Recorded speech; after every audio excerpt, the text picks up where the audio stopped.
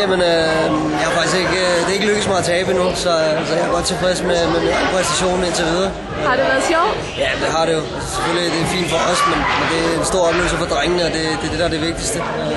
Jeg ved, de får en rigtig stor oplevelse med hjem, og det betyder meget for, det betyder meget for mig. Er du lige så skarp til bordfodbold, som du er på den rigtige bane? Nej, det er bestemt ikke. Overhovedet ikke. Men jeg synes, det er sjovt, og det er meget, meget god sådan afveksling, og ja, meget underholdende.